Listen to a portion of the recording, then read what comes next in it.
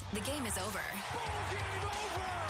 Welcome to the Potawatomi Sportsbook postgame show. Bet above the rest. Only at the Potawatomi Sportsbook, Milwaukee. After the last pitch, you've made the switch for 21 seasons. We'll hear from the manager, the players, and the highlights from the game. It's time to talk about the game and the team with Tim Allen and Tommy Wortz on the Wisconsin Sports Radio Network. Milwaukee Brewers baseball, who would have thunk it? 13-12, and we're all like doom and gloom. Feels like we're 3-30, doesn't it? Doesn't it? We're so used to it. We're so spoiled from being so damn competitive. Well, it is almost a final at American Family Field as the Brewers are trailing by 3 in the bottom of the 10th inning. Welcome in, everybody. Potawatomi Sportsbook show until the game's over. Then we'll turn it into the post-game show. Tim Allen, Tommy Wortz. And Tommy, things just not quite enough. Just not quite enough with this offense. Tim, are you now more you're still on the offense? Like do we have to get nervous about the bullpen officially now? Have we been nervous about the bullpen now? Oh, and there it is. Tyler Black swinging this game. Yeah. All right. It is a final from American Family Field, and the results are not good. As that final is what, 6-3? 6-3. 6-3 the final. The Brewers fall in the game and lose the series and a 4-game losing streak. Welcome in, everybody. Potawatomi Sportsbook postgame show live here in the Wisconsin Sports Radio Network studios. Tim Allen, Tommy Wortz, and another frustrating loss for this Brewers team here. They now live on Mockingbird Lane. Oh. Do you know what that means? No, I don't think you would. I was thinking Ken Mockingbird. I thought you were going to go off of there for that something. Could be Ken Mockingbird Lane. All right. What is it? Mockingbird Lane, 1313 is the Brewers mark. That was the address of the Munsters. Oh, okay. TV show. Yep. Their home was 1313 Mockingbird Lane. Yeah, Eddie Munster. Tim, yes. I have a great photo of me in an Eddie Munster costume as a child. So really? Oh yeah. Yep, 100%. You got to hunt that down. Okay, a couple of questions here on the docket tonight. We're going to hear from Pat Murphy. Want to get your reaction here. Big crowd at American Family Field for this one. 40,408. That is cool. Now, that's not surprising to me with the Brewers windbreaker. I had no fewer than 10, maybe 15 friends and family members in the crowd. They were all loving it. I was trying to talk my drunk brother-in-law into possibly just falling onto the field somehow. Not running onto the field. I wouldn't condone that. Although I'm wildly entertained by that. But again, I wouldn't condone that. You're gonna, as Euchre would say, spend the night in jail. But main thing is here, we'll play this again here from Pat Murphy. This is from a few hours ago. It's not all gloom and doom. It's not, guys. But I will say that I question some of the decisions. One would be, is Gary Sanchez hurt? Tommy, are you aware of it? You did the leadoff show. No report on Gary Sanchez being hurt. And sometimes those reports just don't come out, and that's internal, and you wonder why he didn't pinch hit or why he didn't start. And then it comes out later on sometimes that, well, he was fighting something. He had a little tight hamstring or something. As far as we know, there's nothing going on with Gary Sanchez. How in the world he did not pinch hit for Greg Jones in that 8th inning? Oof. Was that one to me is whoa. Would you rather have had Greg Jones playing left field in that 10th inning at that point? Because Greg Jones kind of cost them another run. Another run. Exactly. It's a snowball. That bad decision snowballed on him. Yep. Because that would have been Lockridge or it would have been Bowers out there. And Sanchez could have moved to first. But listen to Pat Murphy, and I want to see where you guys are at as Brewer fans here. A 13-13 mark. They've lost. They've had a 6-game losing streak. Now currently a 4-game losing streak. They've lost back-to-back series, Now, I will say this. I know what you're thinking at times, and it is a valid point. And that point is they've faced some really good pitching. They just have. Mitch Keller is not – No. He's not great. No, and he's terrible against the Brewers. I went over it, too. He's 1-7 as an ERA over 5 against them in his career. But it's almost as if when the Brewers do score runs, I hurt. My face hurts. Why does my face hurt when the Brewers score runs? Well, that's because they sound a lot like this, Tim. And he sends that one into right center field. Over is Reynolds to make the catch. Here comes Black, and this game is tied. Sounds like Brian Anderson was real thrilled, too, to call the sac fly on that one.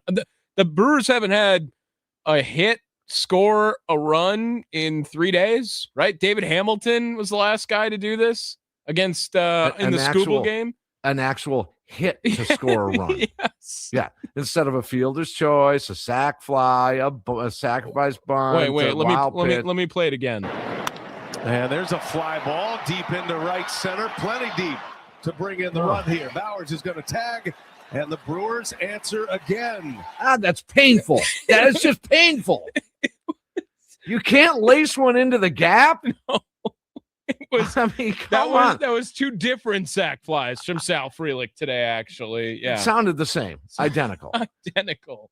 And, Mitchell almost won this game. I mean, let's face it. He did. Just a couple of more inches. He gets an 8th inning home run, and the Brewers probably win the ball game. Right. And that's how fickle baseball can be. So here's Murph again. This is pregame. Check this out. Milwaukee Brewers baseball, who would have thunk it? 13-12, and we're all like doom and gloom. Feels like we're 3-30, doesn't it? Kind of does. Doesn't it? We're so used to it. We're so spoiled from being so damn competitive. Now, I will preface with those are 2 different clips from 2 different points. Yes. In pregame, so those are not direct comments there. It started the pregame started. This was the first line. Feels like we're 3-30, doesn't it? Doesn't it? We're so used to it. We're so spoiled from being so damn competitive. So we're spoiled from being so damn competitive. Mm-hmm.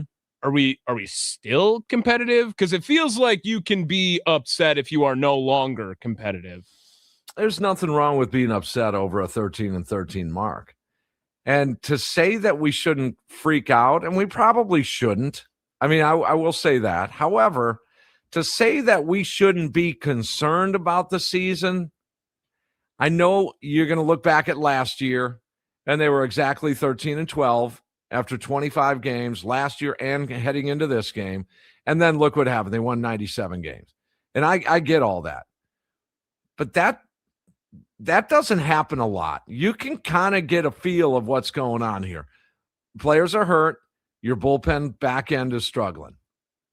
Those 2 things, they're really tough. It's difficult to win at a 600 clip. It really is. But to say that you shouldn't be a little concerned, I think is unfair. I think that's unfair, and I'll tell you why. Do you think that they should have been more patient in Boston after their first 25, 27 games? Yeah. It's a long season. Mm-hmm. Settle down, everybody. Settle down in Boston. It's a long season. You're just a fan. You're out of line for being concerned early. You don't know enough. But yes, you do. Because look what Boston did. Fire sale over there. They fired their manager and a bunch of coaches in April. So not to be concerned, for someone to tell you not to be concerned, and I think cynically that's kind of what Murph was saying. I think that's unfair. I do. Now, are the Brewers a better baseball team than 13-13? Absolutely, yes. Ooh, they are. Whoa, this configuration? Not this configuration. Okay. That's what I'm saying. As a whole, the Brewers are a better baseball team than what they're showing right now. Because there is not a team in Major League Baseball that would go 13-13 if Greg Jones, David Hamilton, and Joey Ortiz were the last 3 batters of your lineup. almost on a daily basis. It's not happening. It's not going to go down. It is wild. Can he do anything? Look at Tyler Black, couple of base hits. Oh yeah, you really ripped the cover off the baseball too. See how painful it is? You paused because you knew I was going to say something after that. Yes. See how painful it is at times? There will be better days. There's no doubt in my mind. We all know this. That doesn't mean you can't be a little frustrated right now. Yeah, there's a couple of comments coming in here. Let me read some off from the Nicolay Law Talk and text line as we 414-677-1250 if you want to be a part of the show. Ron in Rome, Jones 133, Renhefo 169, Joey Ortiz 183. 3-4 last hitters are under 200. All we needed was one run to win. Matt Arnold better get to work. From the 262, I've said it all week and more. If our bullpen was what we thought it was, we would be okay during this. Okay. Agreed. Yeah. Great point on that text. And that Nicolay Law Talk and text line is 414-677-1250. That's 414-677-1250. It seemed fun at American Family Field from what I heard through the TV and the radio. Okay. Because, Tim, there's a text right here from the 715 that says they just don't seem to be having fun as a team. I get that they are all banged up, but come on, that comes from Jeff in Woodville. And Tim, I'm wearing right now the Power of Friendship sweatshirt. Like okay. I'm literally wearing the Power of Friendship sweater today. And now we have texters, fans saying that the atmosphere doesn't seem as fun in the clubhouse. And you don't have a lot of leaders around there that were a part of this team last year, right? Your Churios, your Yelich, your Vaughns, but still, to his point, doesn't look like they're having a lot of fun. That's because they're not playing all that well. That's the guys who are available at this point. That's exactly right. And, it's tough to have fun when you're losing. I get that, but you still got to find a way. You have to find a way to barrel baseballs up. I mean, you just do. I'm tired. You guys watch the game. How many center cut damage pitches did the Brewers either miss or foul? 262 says, pretty sure I can strike out anyone on the Brewers roster right now. They cannot hit middle fastballs. Just on a tee. That's how painful this is. And then, whoa, you got one. Oh, it's a sac fly. Yeah. Now, they did have 4 or 5 hard hit balls in tonight's game. But that's part of it. When a team is rolling bad, those things happen. But, man, you got runners at the corners. Here we go. 1 out. Come on, baby.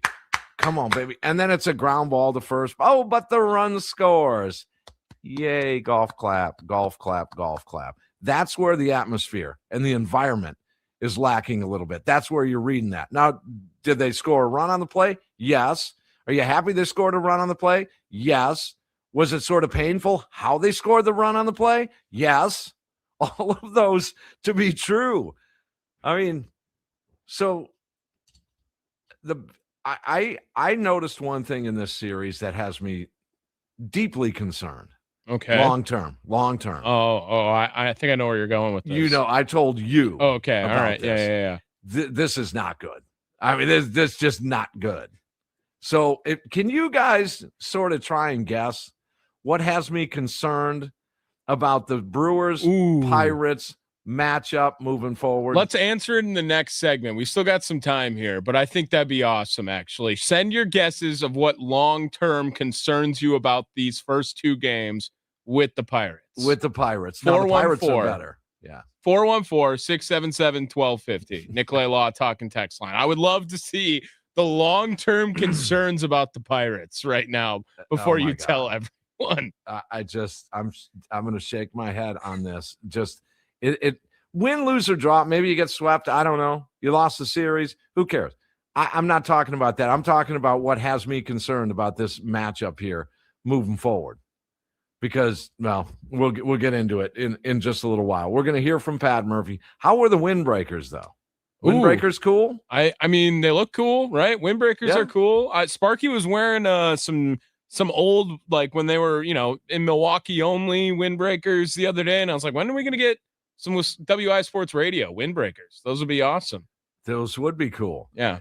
Jacob Mizorowski started this game, 6 innings of 3-run balls, 6 hits, a walk, 2 hit batters, and 9 strikeouts. Leads the major leagues in strikeouts. Good for him. Yeah. Things tend to snowball on him.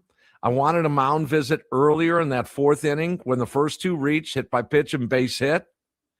Mound visit right there. Stop it. We all know Miz by now, don't we? Do your mound visits. Settle it all down because this Pirate team has been aggressive. And so you can't let this snowball. Play the clock management game with the Pittsburgh Pirates and Miz on the mound because he does get a little destroyed in typically 1 inning per outing. The screws come loose a little bit on Miz. But all told, pretty decent. I would take 6 innings of 3-run ball. I like the quality start stat, which is 6 innings of 3 earned run ball. Yeah.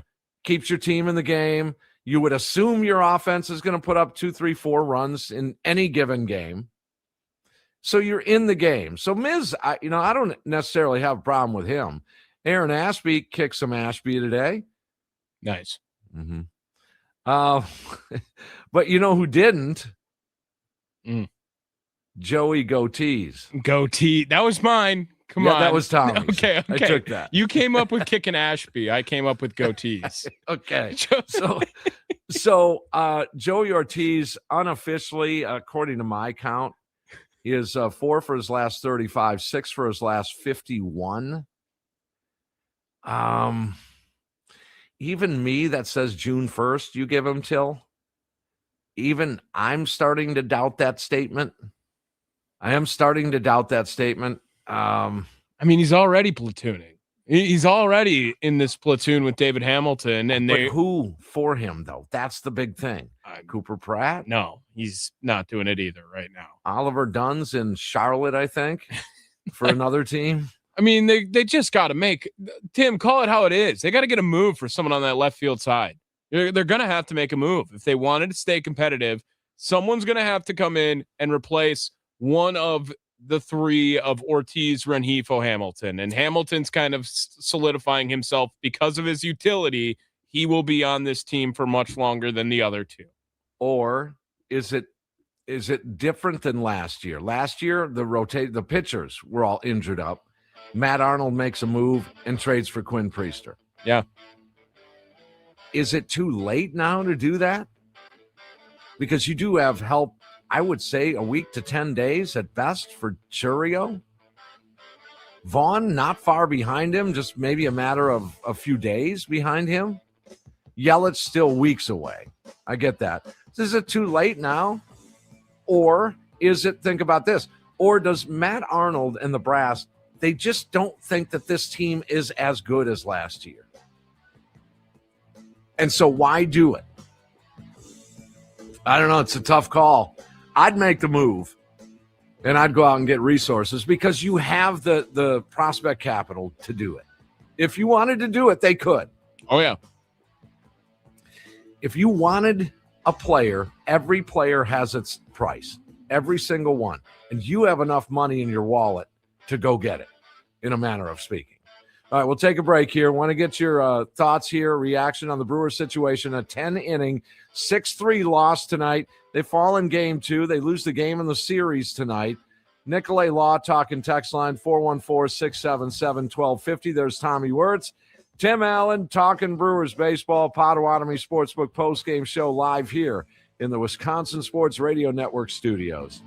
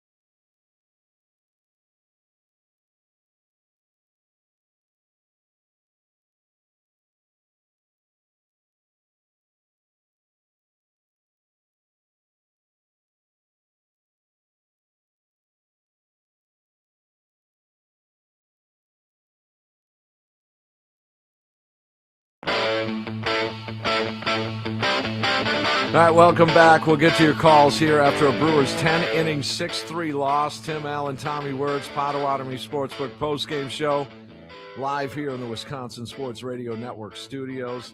What would Bob Uecker say right now? I mean, seriously.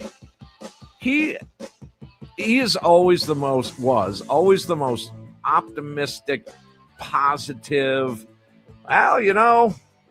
Well, go get him tomorrow.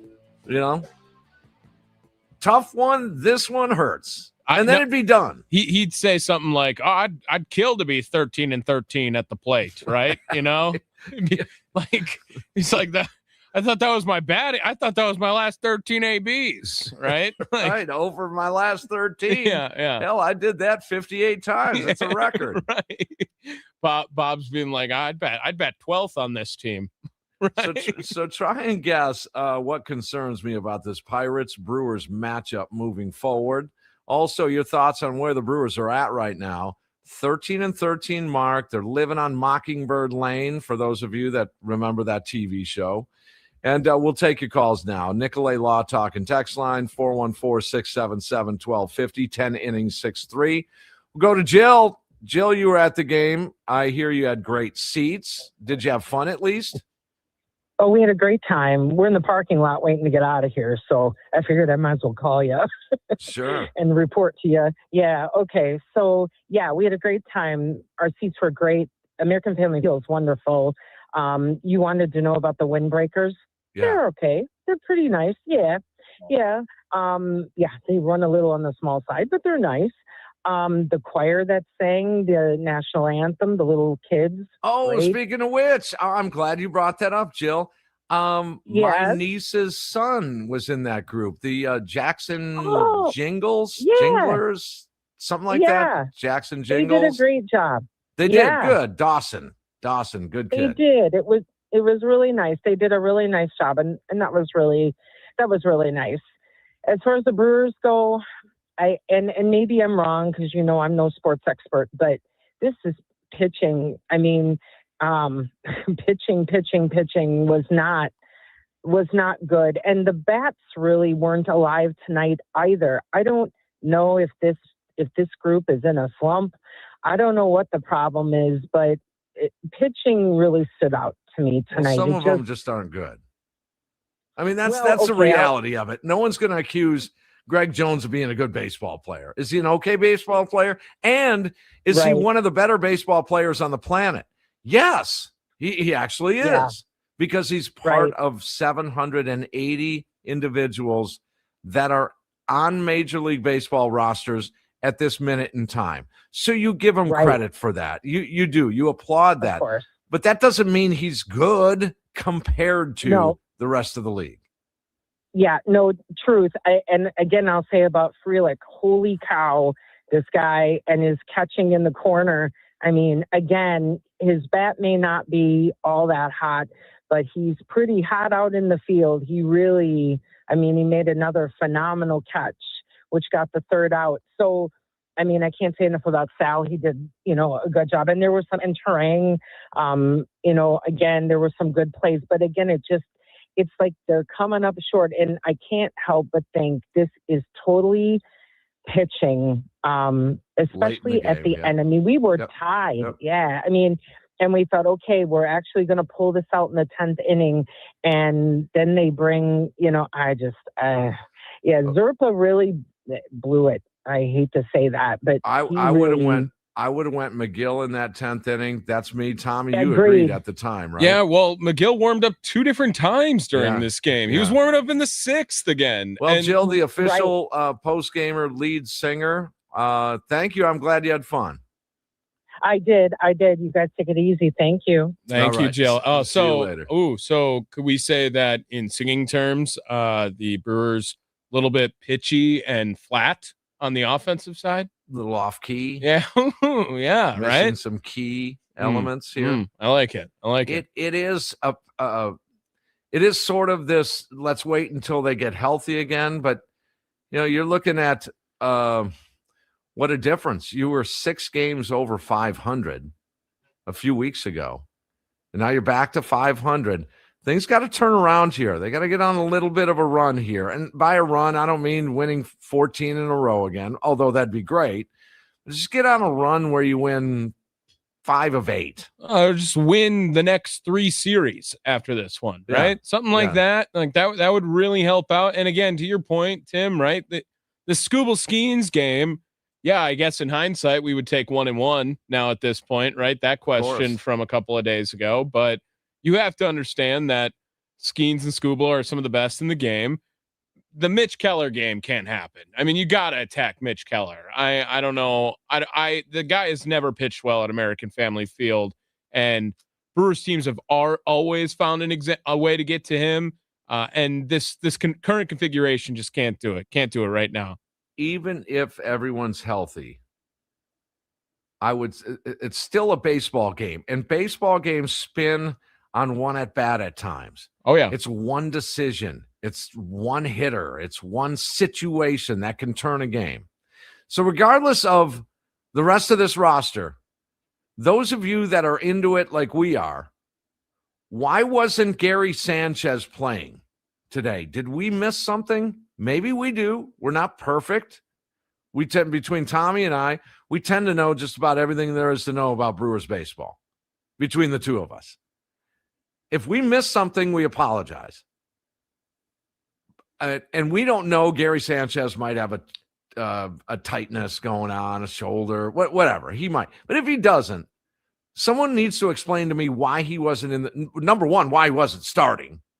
He's got to start every game. Tim, can I spoil something a little real quick? Because we're going to have Pat Murphy's post-game presser here on the Potawatomi Sportsbook post-game show. But our good buddy Jack Stern over at Brewer Fanatic, Pat Murphy on letting Greg Jones hit with runners on in the 8th inning instead of going to instead of going to the pinch hitter.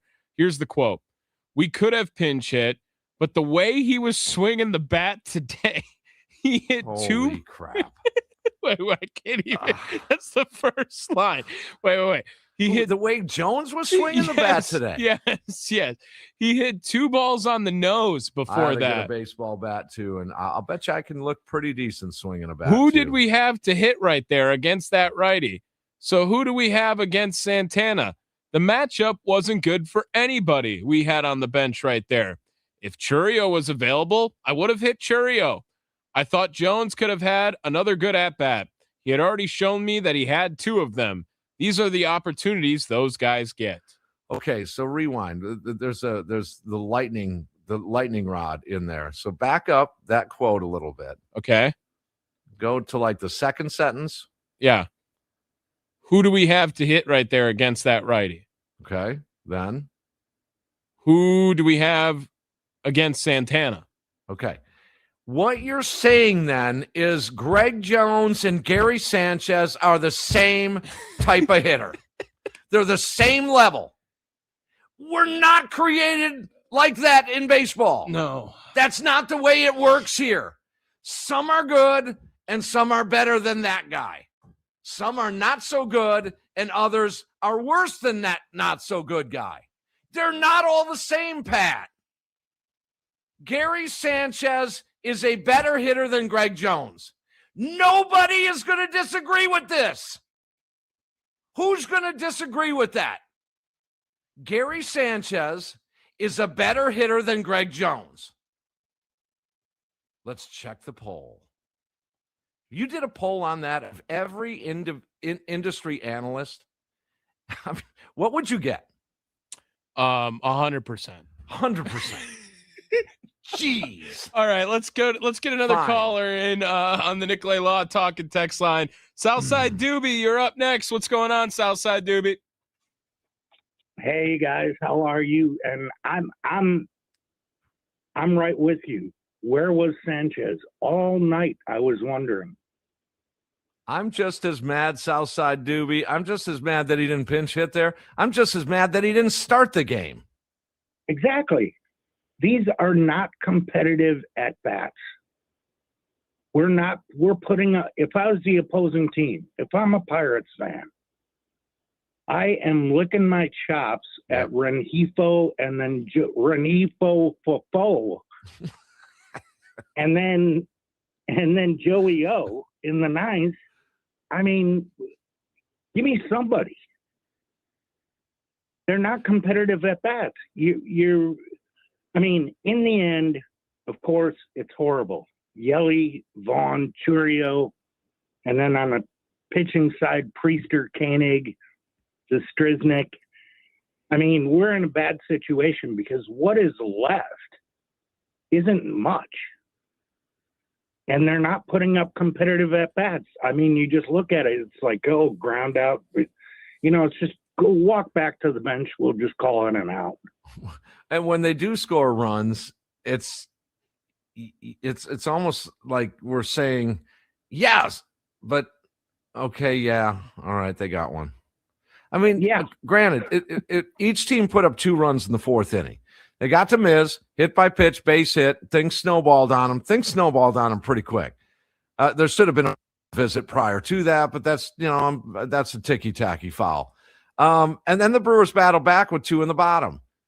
And then again, 6th inning, each team scored. We're tied at 3. So in that regard, you have a winnable game here. So what do we know about baseball? What we know about baseball is that it doesn't matter if it's the 2nd inning, 7th, or 9th inning. The game can spin on one situation. So you adapt and you conquer. So what happens? Greg Jones, where do you think if everyone gets healthy, okay? I'm going to give you guys this. Doobie, Tommy, I'll give you both this. If all 3 of the guys come back, Vaughn, Churio, Yelich, and they bring up one prospect, where do you think Greg Jones will be playing baseball at that time? Not in Milwaukee. Right. Exactly. How good will Sanchez be here? Yeah, he'll be here all year. Of course. Yeah. Oh, yeah. Of course he will. Well, I'm sorry to say it because Greg Jones was the coolest guy on the team. Why do you say that? Arm sucks. Yeah, he had a rough day today. He had 2 good ABs, though, according to Murph, Doobie. All right, thanks for the call, Southside. Thank you. There he is. Let's get one more in here before we got to get to a break. Mr. Ferguson, he's been waiting around. Mr. Ferguson, how we doing tonight? Didn't you just call in and you were like, let's be positive after 2 days ago? No, he was frustrated. He was frustrated. Yesterday I was on the ledge. Oh, yesterday. Yeah. Okay. All right. I missed you yesterday. Sorry. I want to give a shout out to Jill. Thank you for providing us the 2 highlights of tonight, the windbreaker and the choir, because there's nothing else good to talk about this game. Nothing. Once again, second start in a row, Murph trots out the B team to back up Miz. I love that. Great job, Murph. Way to get behind your guy. Don't put your best 9 out there. Let's run a bunch of lefties up there that hit collectively 062. That's great. Great coaching. I love that.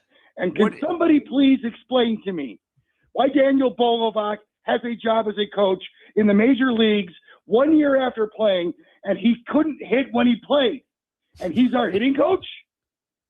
What do you make of the Sanchez? What do you make? Send him to the minors and let him cut his teeth down there. Why is he on the big league coaching staff? Yep. All right. So what do you make of the Sanchez not starting and then Sanchez not pinch hitting at some point? Murphy's all in his feels now, and I'm not liking it. Where's the tough love? There's no tough love. He's up there soft shoeing everything. There's no accountability. There's nobody calling people on the carpet in that clubhouse. And you can tell because none of them care. They play like they don't care. They look like the Mets. Lifeless, heartless, gutless, just lazy, stupid at-bats. Can't square up a fastball middle, and you're a pro hitter? Give me a break. That's ridiculous. That's unforgivable.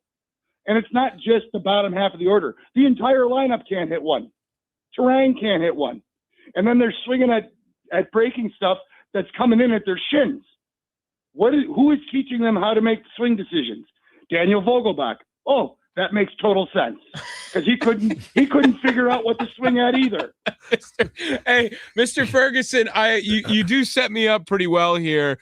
That there is a 715 text that comes in. It's from Dale, At what point do we start considering the hitting coaches? What are they doing as far as scouting? Daniel Vogelbach didn't exude confidence at the start of the year. Daniel Vogelbach shouldn't be on a major league coaching roster. He's not, even if he wants to do that, and okay, good, pursue that career. You don't start in the major leagues your first year in coaching. He's never coached before. Well, tell the San Francisco Giants that.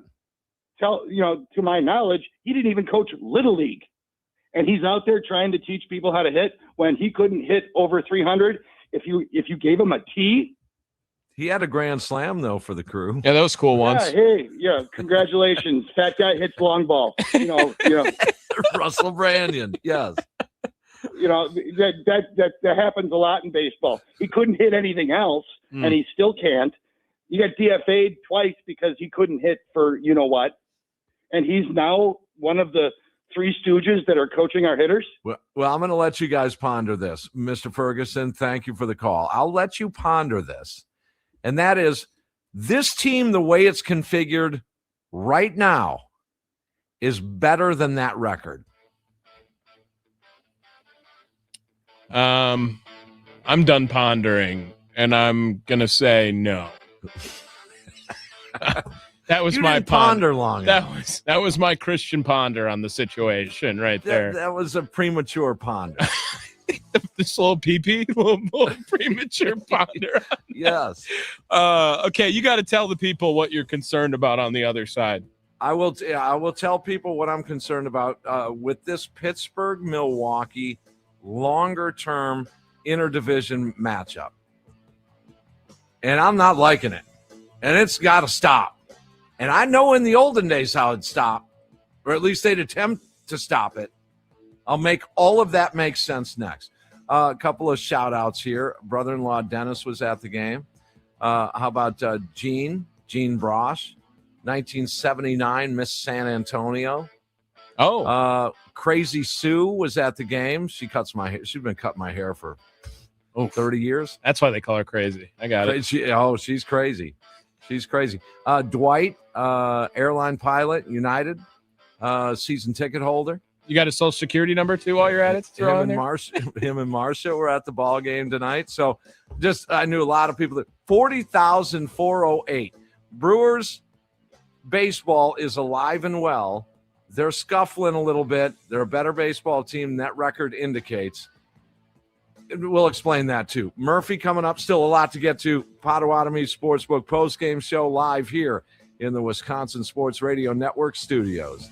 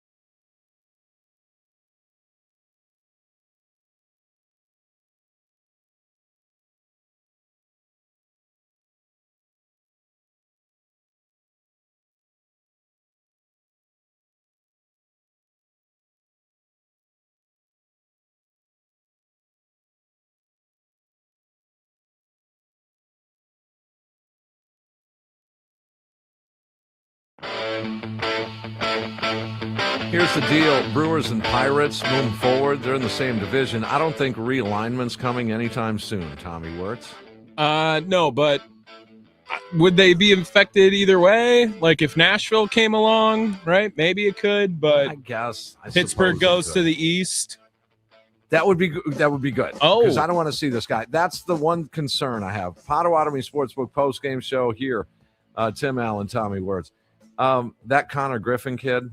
Oh yeah. You don't want this starting right now because this has got Jay Bruce and Joey Votto written all over it. Yeah. This has got Brewer Killer written all over it, and he's 20 years old. We had one guest, I think, that had it on the YouTube stream. I'll throw that up after here.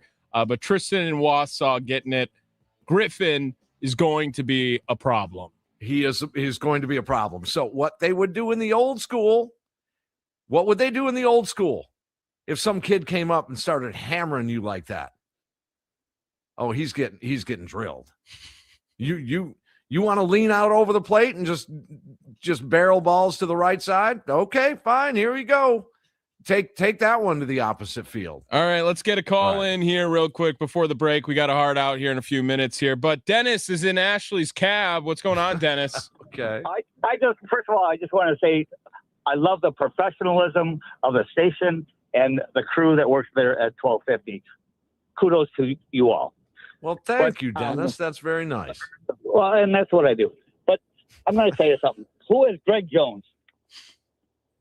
I think there was a band that put out a song, Me and Mr. Jones. Oh, I think that should be our theme song. Well, Ashley said that she thinks you're wrong, that somehow he's incorporated into the Brewer program.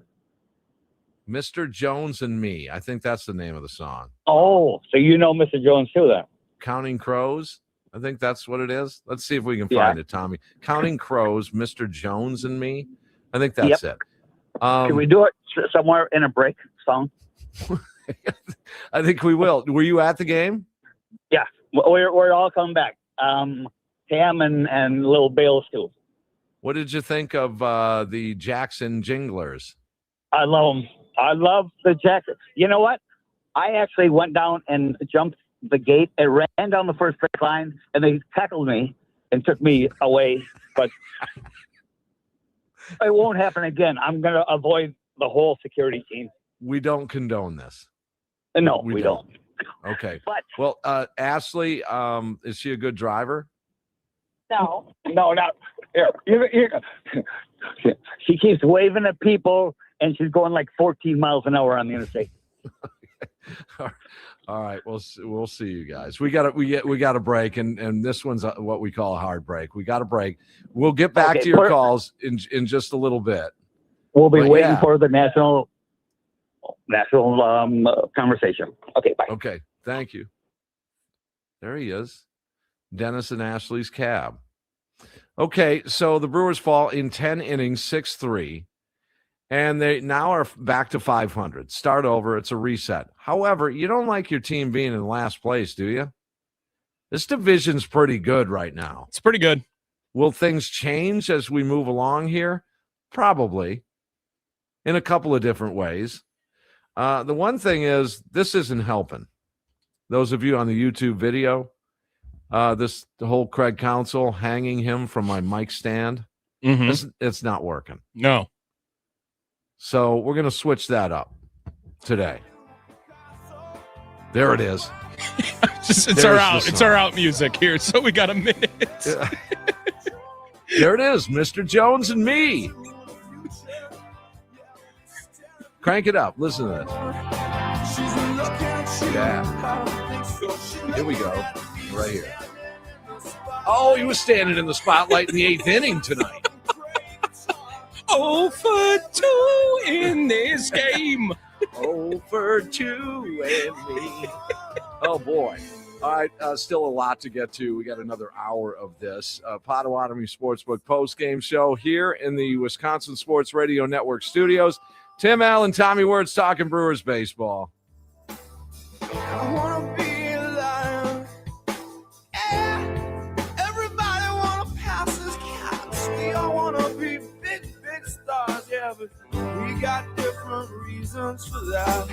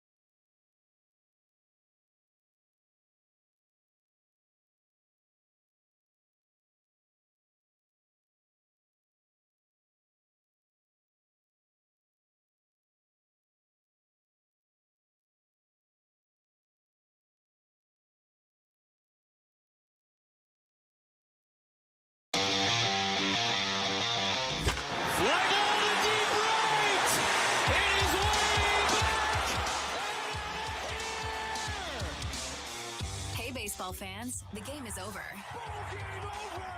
Welcome to the Potawatomi Sportsbook postgame show. Bet above the rest. Only at the Potawatomi Sportsbook, Milwaukee. After the last pitch, you've made the switch for 21 seasons. We'll hear from the manager, the players, and the highlights from the game. It's time to talk about the game and the team with Tim Allen and Tommy Wortz on the Wisconsin Sports Radio Network. Oh boy, another tough one as the Brewers fall in game 2 of this 3-game series. 10 innings, a 6-3 loss, and still some issues going on with this Brewers offense and the back end of that bullpen. Let's face it. They're not as lights out as we thought they were going to be. Uribe did a nice job tonight, and that's a good thing. It's a good thing. I would have went with McGill over Serpa, but that's, that's something that we do. We debate baseball, and we debate baseball decisions. We all want a boogeyman to blame, though, don't we? We want that when things go south in your home life. We want that politically. We want, to blame somebody. We have to have something to point to. Tonight, I point to the starting lineup not having your best hitters in. I think that's the way we default. When an offense is struggling, this is just me. We went through this last year too. It's just me. There are other varying opinions, obviously. When your offense is struggling, I just automatically default to, I'm just going to play what I feel my best hitters are. Who are the best baseball players on my team offensively? And then I'll go with that. And if that doesn't work, well, then we'll reassess. But for now, I'm just going to put in my best hitters, period. I'm going to forget about splits. I'm forgetting about matchups. I'm forgetting about who's hot, who's not. I'm forgetting about all of it. I'm just going to play what I deem as my best hitters on my team. The best 9 I can get in there. Does that seem fair? I mean, that should just be every day in baseball too, Tim, right? Like, does that seem fair? Is like, no, doesn't that seem like that's what you're supposed to do? I guess. I mean, for sure, 6 days out of the week, probably 7 days out of the week, you should be trying to do that, right? But especially when you're struggling. Yes. A couple of texts I want to get to before we get to some more calls from the 980. Will Joey Ortiz still be on this team in June? ? I hope not. From the 262, is it possible the Brewers just got the Zerpa move wrong? He had one good season with an ERA under 4, which isn't really anything that great. The only thing keeping this trade around is that Isaac Collins is currently struggling in Kansas City. Well, I would say this, that Serpa is relatively young, and give this pitching coaching staff, give them time with Serpa. Let's let that play out a little bit. Also, this text, Nicolay Law Talking text line, 414-677-1250. Instead of the Mr. Jones song, maybe it should have been the Mrs. Jones song. Me and Mrs. Jones. He had a thing going on tonight with Greg Jones. We got a thing going on. Why Sanchez didn't pinch hit there is still just beyond belief. We're going to hear from Pat Murphy on that exact decision. From the 920, if next time that Serpa comes into pitch, I'm going for a walk. From Josh in Greendale. Big Dog Chase, it's the weekend, so you can stay up a little bit later with us. What's going on, Chase? Coming from the game, I don't got much to say. I just want to talk about Angel Zerpa and add to Mr. Ferguson. First off, adding to Mr. Ferguson, I don't know how many more hitting coaches we need to get this offense going again. Yeah, good point, Big Dog Chase. True. Yeah. And what about Serpa? Is this the same Zerpa who was pitching in the WBC a few months ago? It is. Yeah, it doesn't look like it for sure. Yep. Hey, but we're battling some injuries. We'll be back to normal and be the normal Brewers pretty soon. I agree. Yeah, Big Dog Chase, if you could have any former Brewer be the new hitting coach of this team, who would you pick? Paul Molitor. Oh, okay. Wow. I like it. Wow. All right. Quick swing. Yeah. Bat speed, amazing. Manager All right, Chase, experience. You take it easy. Thanks, Chase. Chase, you know what, Chase, beyond anything else, you make me smile when you call. He does. Because it's, you know why, Tim?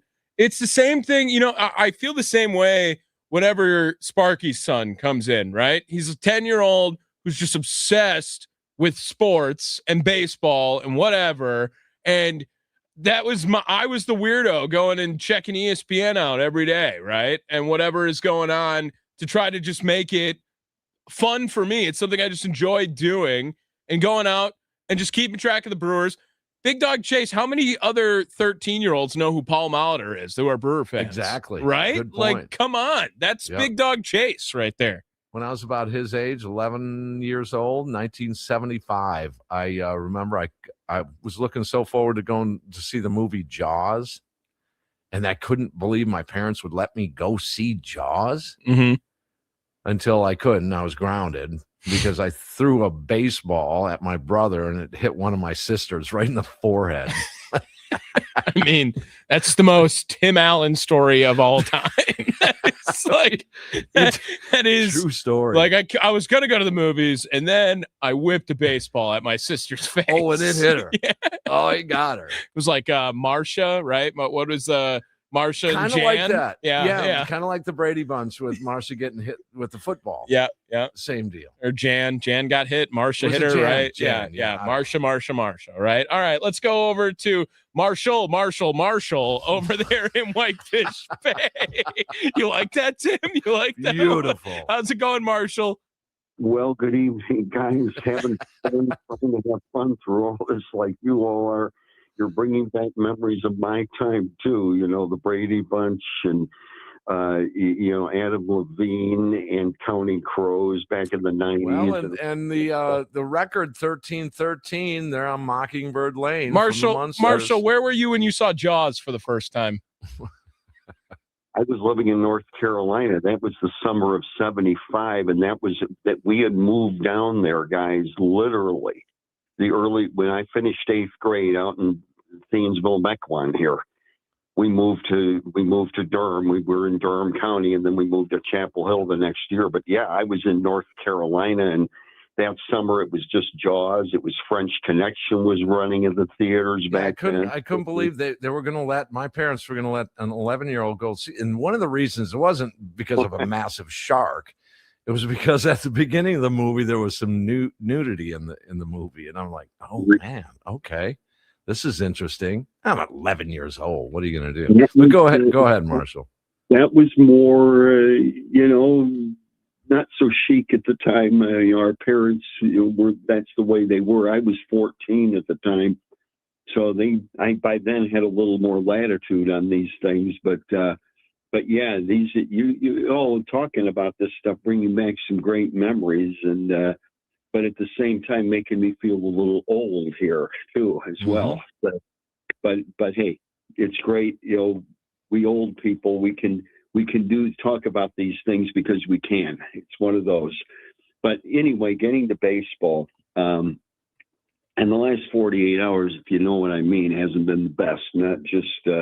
Speaking of Chapel Hill, yeah, we had a big basketball personnel loss yesterday, but hopefully that'll get rectified down the road. But with the Brewers right now, Chase was so good, and so just a shout out to him, because not only does he make you smile, I agree totally, and his knowledge at such a young age of things, even from our generation here, Tim, but I think he put it best. We have to kind of roll with the punches. I'm disappointed. I mean, this game was there for the taking, and I thought we had the pitching matchup tonight, hands down. I really thought we were going to win this series despite Steams. But I think we're going to still have a good year. But I think we do have to remember, you made a good point earlier, 97-win seasons do not grow on trees. It's not going to happen again, guys, this year. It's not happening. They're not winning 97 games. They've dug a hole here. Now, is it possible? Of course. Anytime you win 97 plus games, that's going to be near your franchise record. I don't care what team you are. It's going to be right around your franchise record. It will be. So you're right. It's not going to happen all the time. Can they be competitive this year? Of course they can. And I think they will. This division's going to tighten up. This division's going to be a tight race all year long. Yeah, as the late Charlie Kirk used to say, get ready, buckle up, and away we go. That's what he would always say on things. That's Marshall. I think we just have a new nickname for Marshall now. Well, hey, Marshall, I wore this for you, too. Go Tar Heels, baby. Go Tar Heels right here. North Carolina shirt underneath. With the UNC shirt. Yeah, I wore it. I saw it in my pile today thinking, I'm going to wear this underneath the sweatshirt because if Marshall calls in today. And sure enough, yes, I have the UNC shirt on just for you. Well, thank you very much, Tommy. And as you get used to me, too, I'm a big fan of the racket game called tennis, and I'm looking forward already to the French Open, even though Alcaraz is gone. And that, so you're going to get to know me. That those are two of my favorite things, to quote Julie Andrews in The Sound of Music. It's tennis and it's college hoops and go Tar Heels, and we got to do something about Duke because Duke's building another monster down there, it looks like. But those are battles for another day. But always great to talk to you guys. Thank you, Marshall. As I've been saying, keep the faith. All right. Thanks, Marshall. Yeah, we got another caller coming in. Oh, the judge coming in now here. J-Mo out in Cudahy. What's going on? Hard times, Timmy. Tough times. We're going to docket number 6-3, and they lose tonight in 10. Guilty as charged. Should have Pat Murphy pinch hit Gary Sanchez in the 8th inning for Greg Jones. Is he guilty of that faux pas? Yeah, he's got to wear that one like a bad suit. I just don't know how you explain something like that. I'd have to hear it in its context. I'd have to hear Murphy say it before I can really go too much more crazy on it. But we have to realize, he has to realize, isn't this just a given that there are better hitters on your team than others? Some hit better than others. Yeah, they make statistics every single day to show you that. It's like they're printed in the paper or something. It's weird. It is strange. Guilty or not guilty, J-Mo? Batting average is not relevant anymore in baseball. No, that's just stupid. Never mind guilt. I mean, well, what are they both hitting? Just out of curiosity. Who are the two we're looking at again? Greg Jones and Sanchez. Well, on the year this year, Greg Jones is hitting 133 on the season, and Gary Sanchez's stats this year, he is hitting 236. Makes sense. Yeah. It's 100 points higher still, Tim. I mean, it's not good. Goodness. It's not good. It's still 100 points higher. I mean, I don't. Again, I'd have to hear it, but it makes no sense to me. The only thing that does, and maybe he's hiding it, maybe it's a tactical sort of thing that Sanchez is got a hammy or a sore arm or whatever. I mean, but outside of that, it makes no sense. No, none whatsoever. No, it's unconscionable. That's what it is. But it's not time to panic. It's not time to be, stop with this woe is me crap. Every season is littered with hard times. And You every just gotta season get is through it. different. And every season is different too. And to expect the same last year, I think is a reach. And the reason I say that is an 8-game winning streak, an 11-game winning streak, a 14-game winning streak. This team right now will not come up with those as configured. They won't. Now, will they tread water around 500? It's probably more realistic. Stay in this thing. You got to stop this right now. You can't. You lost 6 in a row already, and you win 4 in a row. Then a few days later, you lose 4 in a row. You're starting to give them all back here, and that's just got to stop. But J-Mo, what are you doing on a Saturday night? Having a patty melt from Oscar's. Beautiful. Would that be on rye or wheat? Oh, rye. I mean, yeah, patty melt on wheat. That's only a Philistine would eat that. That would be me.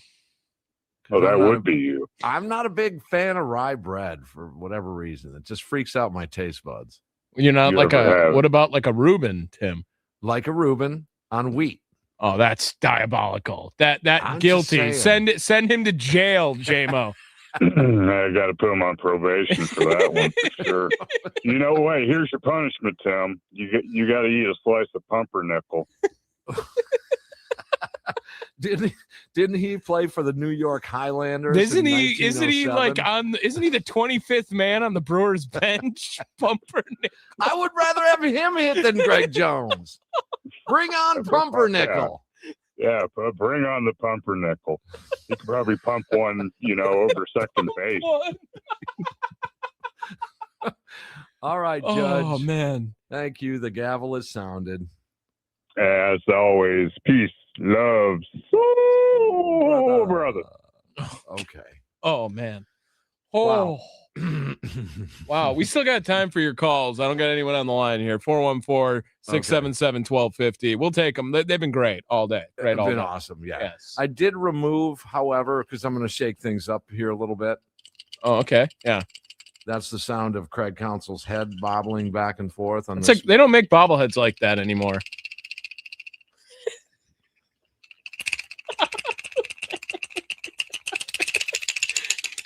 Okay, Tim. Oh, his head flew off. Okay, Tim. Oh, hold on. I lost him. He's beheaded.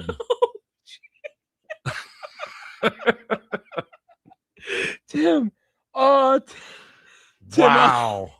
Oh, that's man. just not right. Hold on here.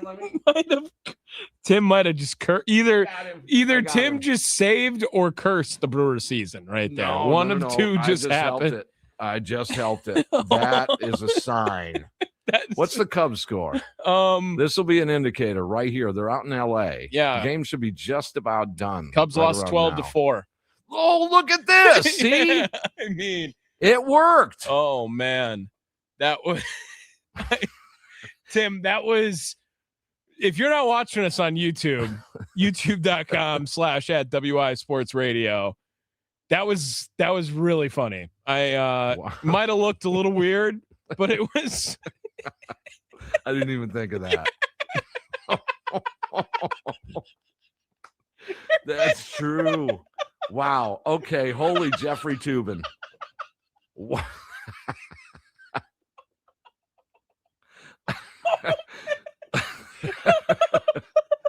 All right, we're gonna have to take a break. We need to hear Pat Murphy because I got to hear the Sanchez thing.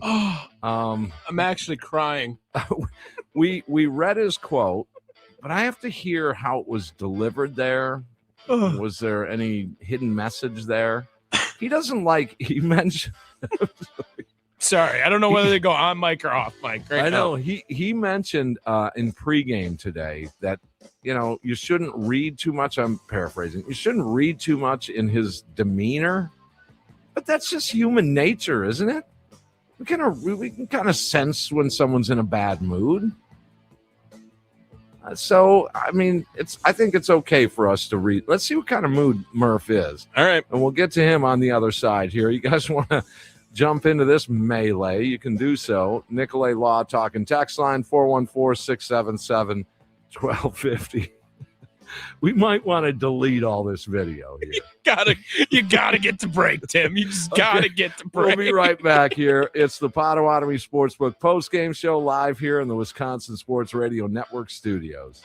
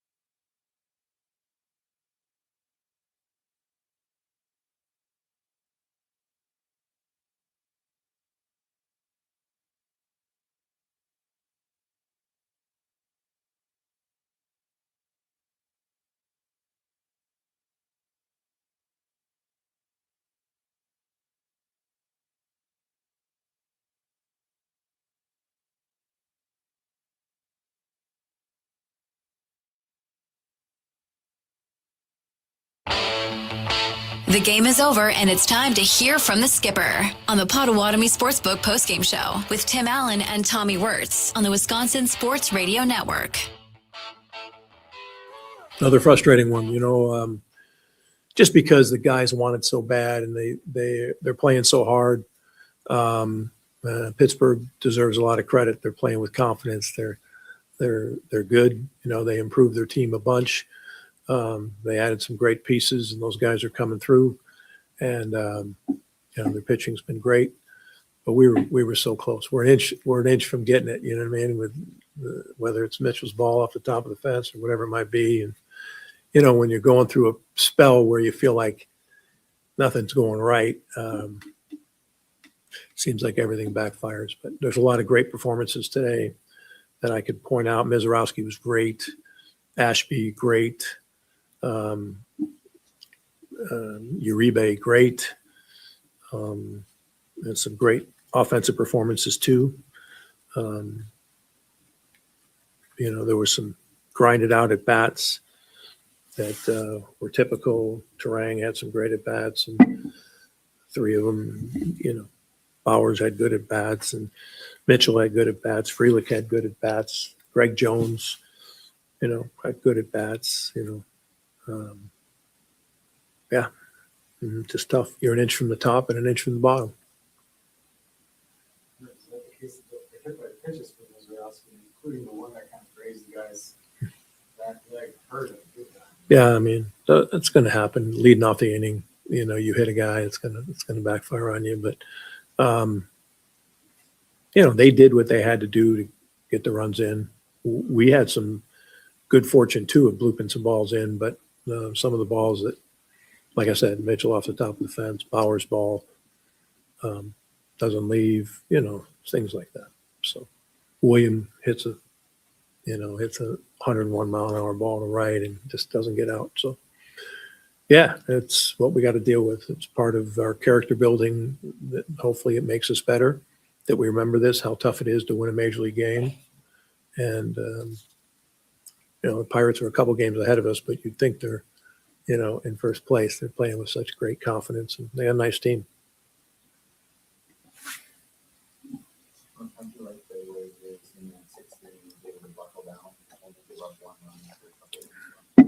I'm going to tell you, in a lot of ways, because of the situation, things are going against us a little bit. We're close in every game. We're making every game close.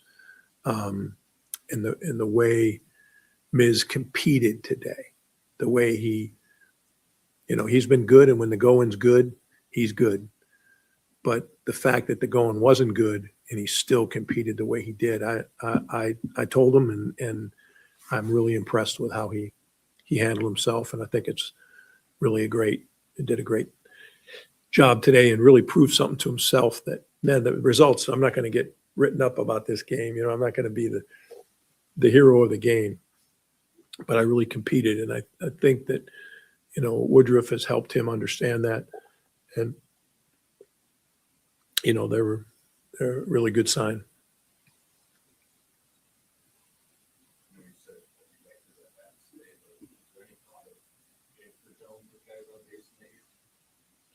No, we could have, but the way he's swinging the bat today, he hit 2 balls on the nose before that. And, we didn't, who did we have to hit right there? Against that righty guy that, who do we have? Against Santana, the matchup wasn't good in anybody we had on the bench right there. If Churio was available, I would have hit Churio, I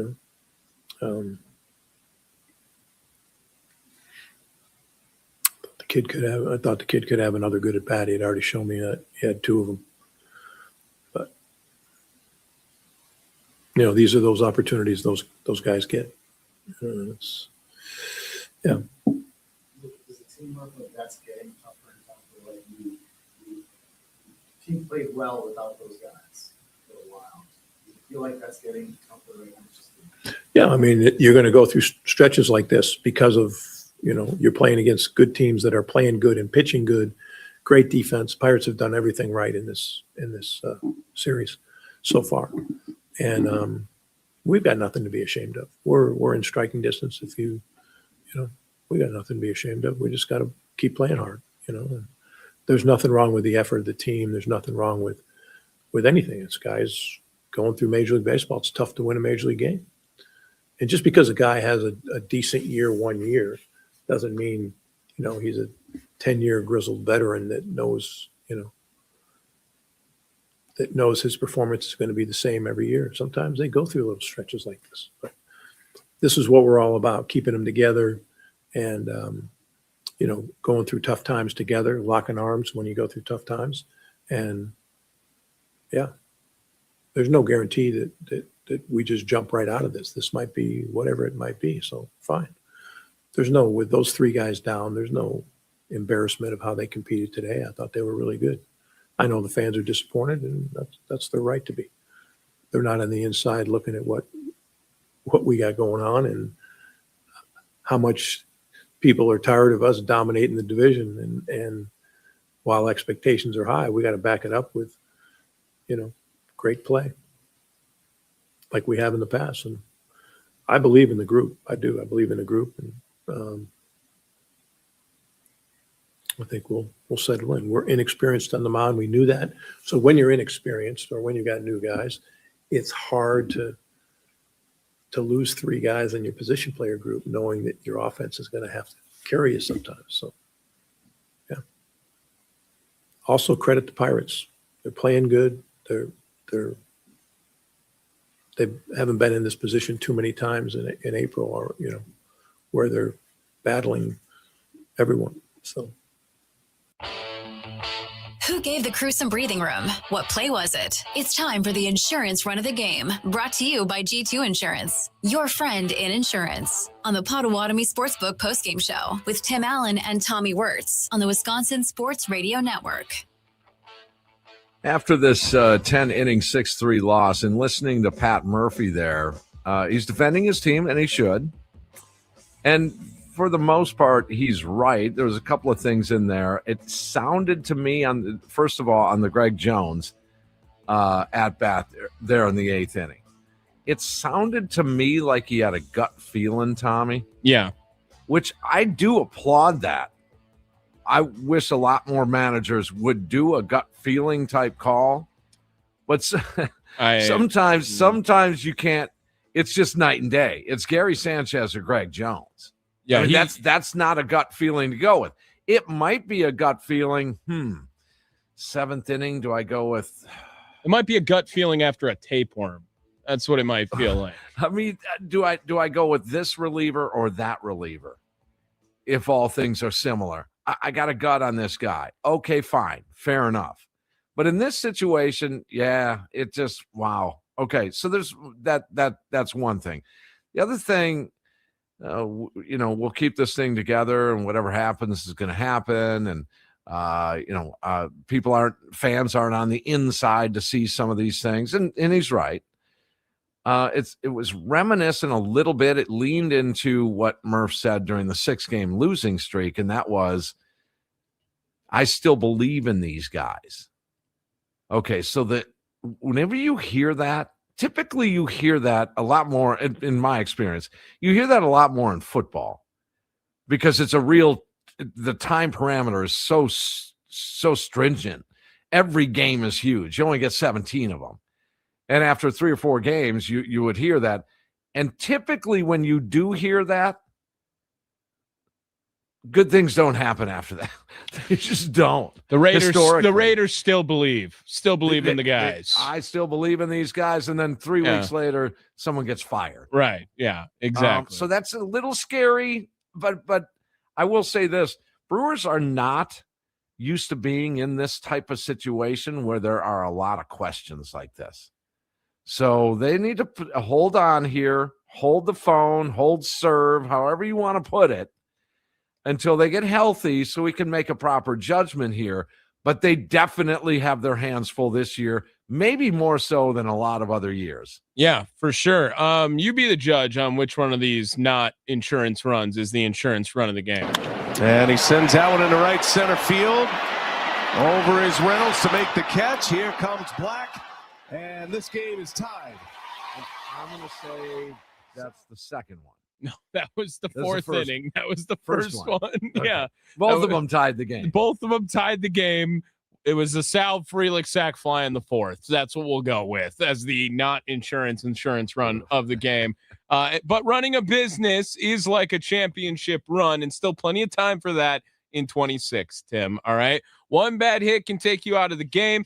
G2 Insurance Services specializes in keeping your business and reputation protected. They offer tailored solution for restaurants, professional liability, and workers' comp. They represent top carriers like Erie to find the best combination of coverage and price. Get the defensive line your business deserves. G2 Insurance Services in Brookfield. Online at g2ins.com. Your friend in insurance. So Mizorowski pitched great. Well, good. Solid. Yeah, solid. I think that's a better way to put it. 6 innings out of any starter is solid. And in today's MLB, right? Sure. Great would be 6 innings, 1 run. Yeah, he had a quality game. Quality start, solid start. And a lot of people have differing opinions on how a quality start is defined. Because, again, as I've reminded folks, 6 innings of 3-run ball, prorate that out. That's 4.5 ERA. Is that great? No, but in the moment, that's the way I look at it. I love the stat. I love it listed as a quality start because it keeps your team in a game through 2/3 of a game. And that's what you can ask for on a regular basis. We'll take that. I had predicted 6 innings of 2-run ball prior to the game. 3 runs, you are in that game. And they were. So we'll go with solid start for Jacob Mizorowski. He is he's still trying to figure things out a little bit, Tommy. I think when you move forward in his career, you're going to look back at this hit batter and a flare base hit batter and a base hit. You can't start out innings that way. I would question some of the game plans against Connor Griffin. Okay. They went to it in that last at bat where he struck him out. I'm going to get you right now. You want some? I'm going to go get you right now. 101. I'm going 100 at you. Okay. Welcome to the big leagues, 20-year-old. And he struck him out in that at bat. If Mizorowski is still figuring it out and he leads Major League Baseball in strikeouts, is that a good thing? It's a great thing. That's a great thing, sign. Right? Because I think we can see the examples of still figuring it out. Like to your point, he hit 2 leadoff men in the game today. He's had wild pitches now in back-to-back outings where they've gotten away from him. But 51 strikeouts for the Miz in 32 2/3 innings is pretty damn good. And he spoke to the Milwaukee beat after the game. Here he is, the flamethrower after.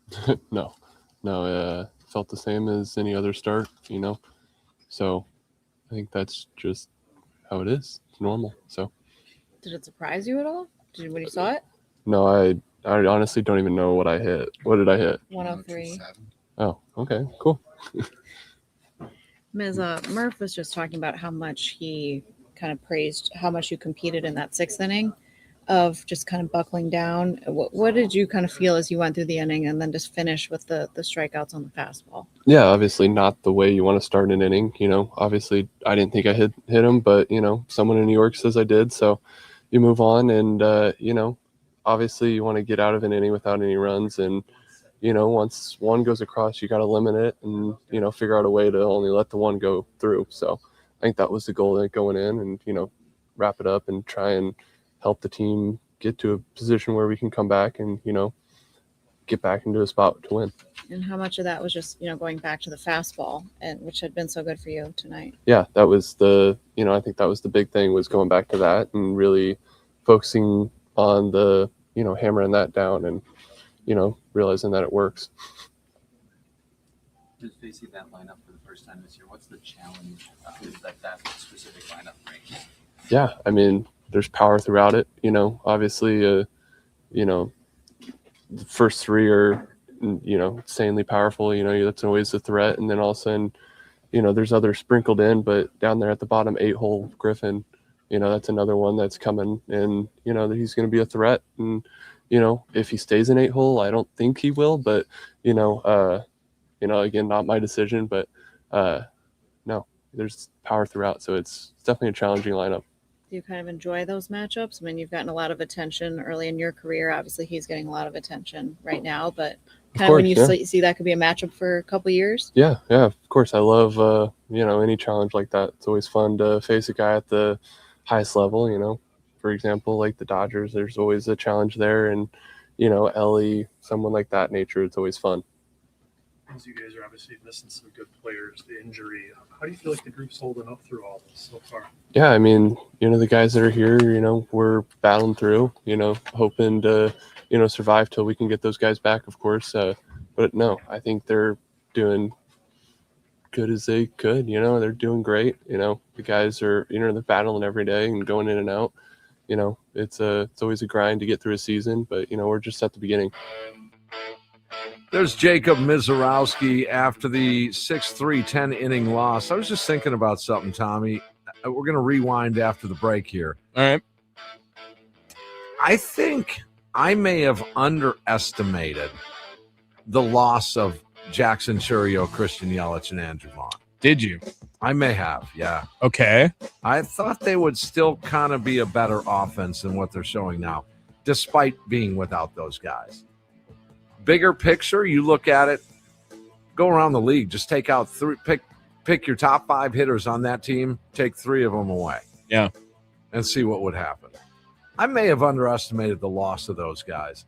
Maybe I expect too much out of, Mitchell and Turang and Contreras, and especially at the bottom, the Hamilton, the Ortiz, the Jones, the Perkins, the Lockridge.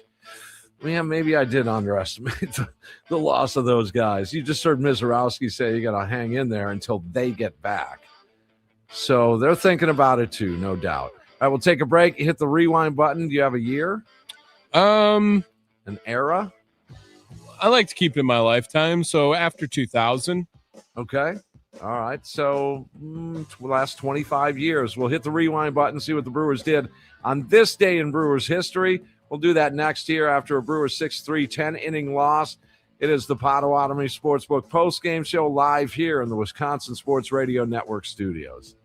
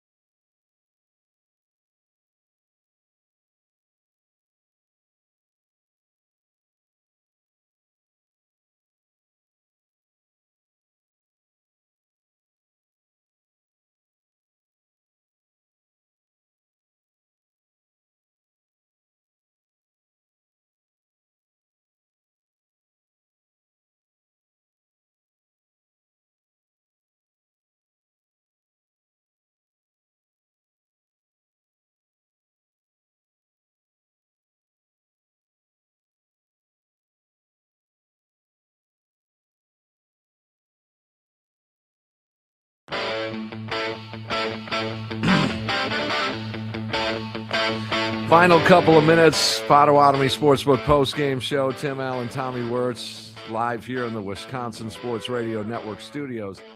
10 innings, another tough one, 6-3 loss. I mean, what can you do? You got to go back at it. I believe you have to make a few better decisions, but that's the great thing about baseball, as I've always said. You can debate these strategy decisions, and I love it.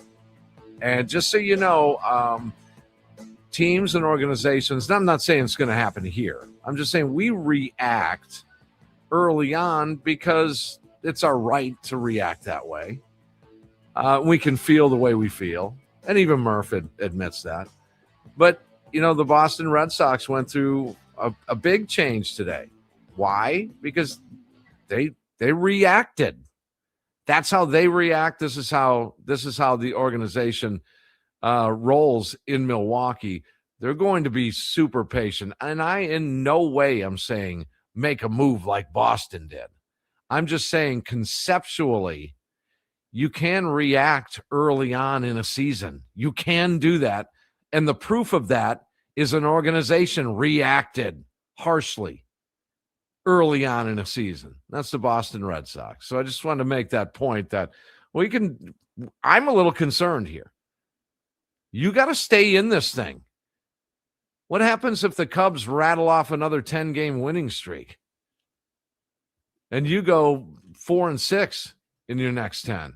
Now you're losing many more games, and quote, until those guys get back. You got to stay in here. You got to win some games. All right, let's hit that rewind button. And where are we going? What year? Oh, Tim, this is a good one. I found it just by chance here. 2003, April 25th. Tim, this is the game where Richie Sexson hit 3 home runs against the Atlanta Braves, as well as 2 more from John Vanderwall. We never really do this. But let's just hear some sound from that game. So it's been the Sexton Vanderwall show tonight. Did you ask for Field? You got it. Richie Sexton makes it 12-5 with his 3rd home run of the night. I did, didn't I? 1 to left, 1 to right, and there's the 1 to center field. I'll tell you what do I ask for next? $1 million.